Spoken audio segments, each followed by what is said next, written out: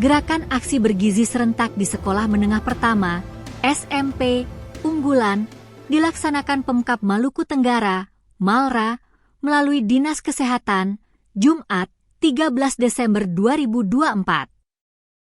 Kegiatan tersebut dalam rangka meningkatkan kesadaran pentingnya gizi seimbang di kalangan remaja.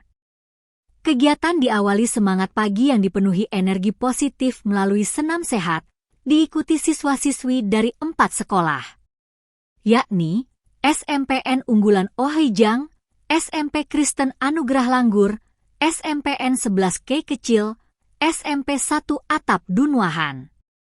Senam berlangsung di lapangan upacara itu tidak hanya memberikan kebugaran jasmani, tetapi juga menjadi pemanasan yang menyenangkan. Pada kegiatan itu, hadir PJ Bupati Malra Samuel Huai didampingi PJTP PKK Malra Rina Huai, PLH Sekda Malra Nurjanah Yunus, Kadis Kesehatan Muhsin Rahayaan juga sejumlah pimpinan OPD teknis. Setelah senam, peserta berkumpul untuk mendengar arahan dari PJ Bupati Malra. Dilanjutkan meminum tablet tambah darah bersama untuk remaja putri.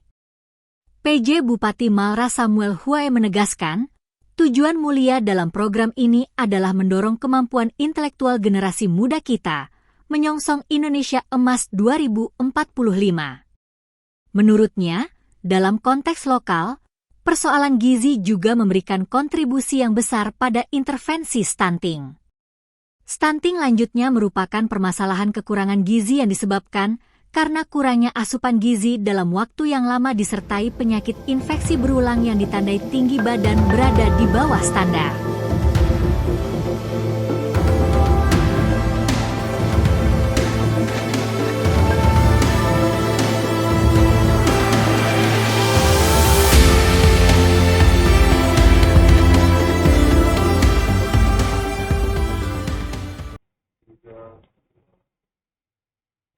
Halo Tribuners, salam jumpa di Tribun Ambon. Hari ini sebuah program berita yang menyajikan informasi terkini dari Maluku.